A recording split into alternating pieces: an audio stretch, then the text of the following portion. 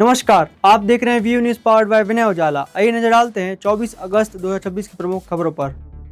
Melbourne में यहूदी विरोधी ग्राफिटी पर सख्ती, 4000 वर्ग मीटर सामग्री हटाई। गाजा से आने वाले गुब्बारे या पतंग को ड्रोन मानकर करे कार्रवाई, रक्षा मंत्री कार्टेज ने आईडीएफ को दिए निर्देश। बांग्लादेश में हिंदू परिवार की हत्या मामले में 2 गिरफ्तार। स्वीडन में जलवायु परिवर्तन को लेकर बड़ा प्रदर्शन, चुनाव से 3 हफ्ते पहले सरकार से सख्त कदम की मांग। अमेरिका की मध्यस्थता में सीरिया और इजराइल की जॉर्डन में बातचीत, तनाव कम करने को लेकर हुई चर्चा।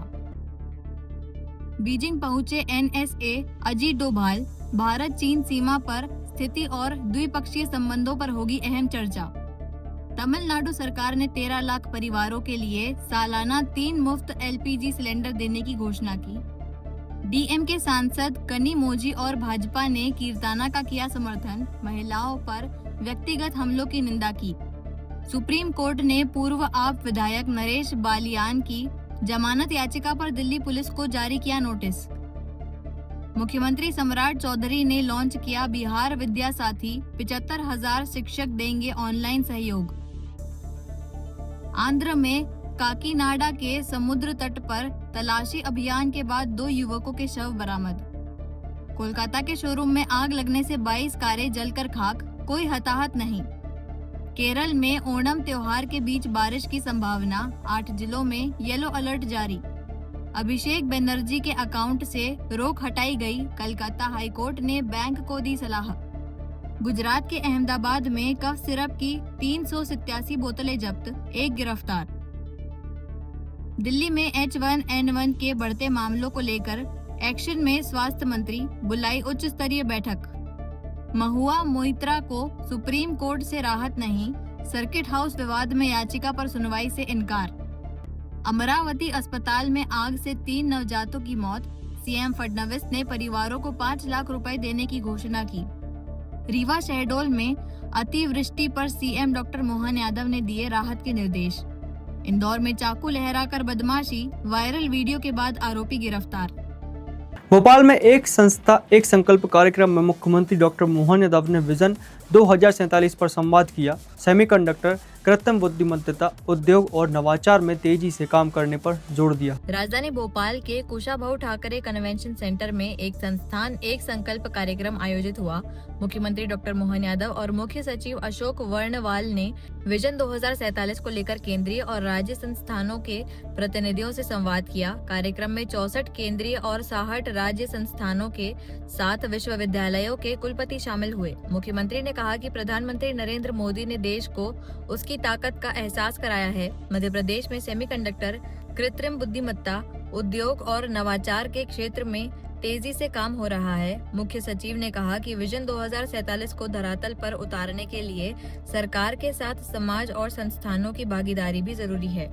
समृद्ध मध्य प्रदेश 2047, उसमें केंद्रीय संस्थानों की भूमिका, इस विषय पर आयोजित सम्मेलन में मंच पर विराजमान हमारे मुख्य सचिव माननीय वर्णवाल जी, प्रोफेसर राजू दीक्षित जी, समूचा मंच और आप सब, सच में यशस्वी प्रधानमंत्री के नेतृत्व में वर्तमान का समय की अगर हम तुलना करें तो अतीत के त्रेता युग में भगवान राम के उस घटनाक्रम को याद करें जब समुद्र के किनारे समुद्र लांघने की बात आई, पूरी सेना तैयार सन्नद्ध, रावण की लंका सामने दिखाई दे रही है। और ऐसे में उस घटनाक्रम में जो सबसे महत्व की भूमिका जामवंत ने निभाई थी, उनने कहा चुनौती भी है, अवसर भी है, सब कुछ है, लेकिन हनुमान जी ये आप में सामर्थ्य भी है। और ये सामर्थ्य का एहसास करा करके हम बाकी की रामायण सबको मालूम है। मैं समझता हूँ आज के इस अवसर पर यशस्वी प्रधानमंत्री ने भी वही भूमिका निभाई है, भारत को भारत की ताकत का एहसास कराते हुए भारत में वो सामर्थ्य है, वो तमाम चुनौतियों को हल करने का अपने अंदर मादा है, जिसके आधार पर एक तरह से चमत्कार हो रहा है। ये जो वर्तमान का टेन्योर 12 साल का कोई समय नहीं माना जाता है, लेकिन कभी हम दोनों चीज से तुलना करके देखें, और वो तुलना करेंगे तो वो सब कुछ मिलेगा। सेमीकंडक्टर की बात अभी अपने आप मध्य प्रदेश के अंदर लगाने के लिए यूनिट आने लगी। कभी 2 साल 3 साल पहले तक हम सोच नहीं सकते थे, जो 10-12 साल के अंदर कहां से कहां समय चला गया। ये छोटे छोटे, लेकिन ये बात सही है कि दूरदर्शी नेतृत्व की दृष्टि और वर्तमान का मार्गदर्शन हमारे सभी राज्यों को स्वस्थ रूप से बढ़ाने के लिए वो अवसर भी उपलब्ध करा रहा है और उस कारण से विचार का मौका भी दे रहा है, जिसकी आज हम बात कर रहे हैं। आमतौर पर जिस प्रकार का ये समय है और इस समय में मैं मान के चलता हूं कि यह बात सही है कि हमारे काफी। मुख्यमंत्री डॉक्टर मोहन यादव ने रीवा में अतिवृष्टि और राहत कार्यों की समीक्षा की। राहत शिविर, भोजन, पेयजल, चिकित्सा, मुआवजा और फसल क्षति सर्वे सुनिश्चित करने के निर्देश दिए। मोहन यादव ने रीवा पहुंचकर रीवा शहडोल संभाग में अतिवृष्टि और राहत कार्यों की समीक्षा की। उन्होंने बाढ़ प्रभावित क्षेत्रों में राहत शिविर, भोजन, पेयजल और चिकित्सा सुविधाएं सुनिश्चित करने के निर्देश दिए। प्रभावित परिवारों को नियमों के तहत मुआवजा देने को कहा। जल स्रोतों का क्लोरीनेशन, पशुओं के इलाज और फसल क्षति का सर्वे कराने के निर्देश भी दिए। मुख्यमंत्री ने कहा कि आने वाले दिनों में बारिश के पूर्वानुमान को देखते हुए प्रशासन सतर्क रहे और प्रभावित क्षेत्रों में लगातार निगरानी रखे। रीवा, शहडोल और जबलपुर संभाग में जो बारिश हुई, उस बारिश के कारण से होने वाली हालात का एक तरह से समीक्षा करने के लिए आज मैं यहाँ आया था। और जो जानकारी मिली है कि अभी का दौर हमारा ये बारिश का, जिसके कारण से जो भी राहत के कैंप चलाए गए थे, कई जगह हमारी अपनी प्रशासन की तत्परता से काम भी किए गए थे। अभी आज की स्थिति में तो बीते 2 दिन से बारिश बंद हुई है, तो काफ़ी हद तक राहत कैंपों से भी अभी लोग चले गए अपने अपने घरों में। लेकिन जिन किसी का भी मकान गिरा हो या जिनके जनहानि या पशु हानि या दूसरी प्रकार की कोई स्थिति है, उसमें शासन का जो निर्धारित मुआवजा वगैरह वो हमारे द्वारा दिया जाएगा।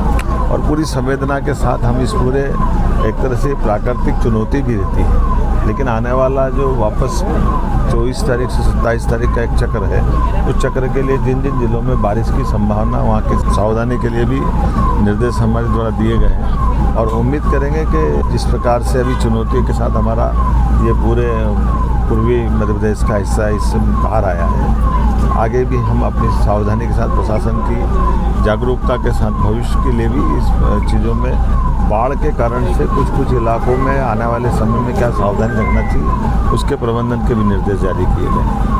हम सब जिस प्रकार से आज एल नीनो के बाद ऐसा लग रहा था कि चुनौती का समय है, लेकिन एवरेज ये माना गया कि मध्य प्रदेश भर में 20% बारिश हमारी कम हुई। तो आने वाले समय में जो वर्षा के बाद की फसल है, उस फसल में भी कम पानी की फसल लगाए। इस तरह के प्रबंधन करने के लिए भी हमने कृषि विभाग को कहा है और उम्मीद करेंगे किसान भाई भी सब समझते हैं। हम सब मिलकर के इस पूरे मौसम के आधार पर ये फसल चक्र और अगला फसल चक्र भी ठीक से मिले। भोपाल में 17 वर्षीय किशोर की हत्या मामले में 2 बालिग और 1 नाबालिग गिरफ्तार हुए। पुलिस के अनुसार सोशल मीडिया की भ्रामक सूचना के प्रभाव में वारदात की गई। भोपाल में 17 वर्षीय किशोर की हत्या और शव के साथ छेड़छाड़ के मामले में पुलिस ने 2 बालिग और 1 नाबालिग को गिरफ्तार किया है। पुलिस जांच के अनुसार वारदात सोशल मीडिया पर प्रसारित एक भ्रामक सूचना के प्रभाव में की गई। मुख्य आरोपी जोहेब खान ने मानव अंगों की तस्करी से करोड़ों रुपए कमाने का दावा करने वाला वीडियो देखा था। आरोप है कि उसने खुद को मेडिकल क्षेत्र से जुड़ा बताकर अन्य युवाओं को साथ लिया और किशोर को बहला फुसला कर सुनसान जगह बुलाया। 6 अगस्त को हत्या के बाद शव के साथ छेड़छाड़ की गई। पुलिस बैंक लेन देन और संभावित अन्य नेटवर्क की भी जाँच कर रही है। देखिए, जो ये मामला आया था, इसमें जो आरोपी हैं, उसमें जो 2 बालिग आरोपी थे, उनसे पूछताछ की गई थी। उनको पीआर पे भी लिया गया था। उसके बाद उनको घटनास्थल ले जाकर जो उसके अंग जो अभी तक जब्त नहीं हो पाए थे, उनके विषय में पूछताछ की गई थी और उनके बताए अनुसार जहाँ पे उन्होंने उसको डिस्पोज किया था, वहाँ पे उसमें सर्चिंग भी पुलिस के द्वारा कराई गई थी, लेकिन अभी तक वो वहाँ से मौके से मिले नहीं हैं। और उनकी क्योंकि पीआर ख़त्म हो गई थी, तो वापस उनको जो है पुलिस ने जेल दाखिल कर दिया है। बाकी अभी पुलिस उसमें और इन्वेस्टिगेशन अपनी कर रही है और जो भी एविडेंसेस हैं उसके बेसिस पर आने वाले समय में कार्रवाई करके उसमें आगे की जो प्रोसेस है वो की जाएगी। इंदौर में नशे में चाकू लहराकर राहगीरों को डराने और महिलाओं से अभद्रता के आरोप में जाबिर उर्फ कल्लू गिरफ्तार हुआ। आरोपी पर पहले से कई आपराधिक मामले दर्ज हैं। इंदौर के चंदन नगर थाना क्षेत्र में नशे में धुत बदमाश जबीर उर्फ कल्लू पर चांदूवाला रोड पर चाकू लहराकर राहगीरों को डराने और महिलाओं से अभद्रता करने का आरोप है। घटना का वीडियो सोशल मीडिया पर वायरल होने के बाद पुलिस ने देर रात दबिश देकर आरोपी को गिरफ्तार किया। पुलिस के मुताबिक आरोपी के खिलाफ पहले से आधा दर्जन से अधिक आपराधिक मामले दर्ज हैं। उसके खिलाफ अवैध वसूली, धमकी और हथियार संबंधी धाराओं में केस दर्ज किया गया है। पुलिस ने थाने में आरोपी से उठक बैठक भी लगवाई। तो ये एक इस तरह की थाना चंदननगर में एक शिकायत आई थी जिसमें एक वीडियो वायरल हुआ था जिसमें वो चाकू दिखा रहा था भीड़ में, और इसमें एक फरियादी भी आया था जिसमें मुस्तफ़ा, उसके द्वारा रिपोर्ट की गई थी कि एक व्यक्ति जो कि वहाँ पर चंदूवाला रोड है वहाँ पर चाकू दिखाकर परेशान कर रहा है, अवैध पैसों की मांग कर रहा है और 1000 रुपये शराब पीने के लिए मांग रहा है। तो इस पर से थाना चंदननगर में आरोपी जाबिर के खिलाफ केस रजिस्टर किया गया है और उसके जो आर्मसेट इसके पूर्व के 4 अपराधी पंजीबद्ध है। तो फिलहाल इसके खिलाफ FIR रजिस्टर की जाकर इसको हिरासत में लिया गया, इससे पूछताछ की जा रही है, इससे चाकू जब्त कर लिया गया है और इसका पूर्व का क्रिमिनल रिकॉर्ड है। इंदौर क्राइम ब्रांच ने प्लाटों पर अवैध कब्जा कर टीन शेड और दुकान बनाने के आरोप में लिस्टेड गुंडा मुख्तियार खान को गिरफ्तार किया। आरोपी पर करीब 35 आपराधिक मामले दर्ज हैं। इंदौर क्राइम ब्रांच ने प्लॉटों पर अवैध कब्जा कर टीन शेड और दुकानें बनाने तथा कब्जा छोड़ने के बदले रुपए मांगने के आरोप में लिस्टेड गुंडे मुख्तियार खान को गिरफ्तार किया है। राधिका कुंज कॉलोनी के प्लॉट मालिकों की शिकायत पर जांच के बाद कार्रवाई की गई। पुलिस के मुताबिक आरोपी ने प्लॉटों का व्यावसायिक उपयोग किया और मालिकों को धमकाकर रकम मांगने का आरोप है। आरोपी के खिलाफ पहले से करीब 35 आपराधिक मामले दर्ज हैं और वह MIG थाना क्षेत्र का लिस्टेड गुंडा है। पुलिस उससे पूछताछ कर रही है। थाना क्राइम ब्रांच में एक FIR रजिस्टर की गई जिसमें फरियादियों के द्वारा ये बताया गया था कि इनका जो प्लॉट है और उनका प्लॉट पर कब्जा किया जाकर उसमें दुकान और शेड बनाया जाकर जो मुख्तियार खान है जो कि MIG थाना क्षेत्र का लिस्टेड गुंडा है, उसके द्वारा दुकानों को खाली करने के लिए उनसे लाखों रुपए की मांग की गई है। इस पर से अड़ीबाजी का और रंगदारी का केस रजिस्टर किया जाकर इसमें इन्वेस्टिगेशन 308, 329 के तहत केस रजिस्टर किया जाकर इन्वेस्टिगेशन लिया गया है। आरोपी मुख्तियार खान को क्राइम ब्रांच के द्वारा अरेस्ट कर लिया गया। मुख्तियार खान के खिलाफ इंदौर पुलिस कमिश्नरेट के शहर के विभिन्न थानों में 35 अपराध पंजीबद्ध है। इससे फिलहाल पूछताछ की जा रही है और इसमें और भी लोग शामिल होंगे, उनको भी आरोपी बनाया जाएगा। हम फिर लौटेंगे दिन भर की ताजा और अहम खबरों के साथ। तब तक के लिए देखते रहिए VO news powered by Vinay Ujala.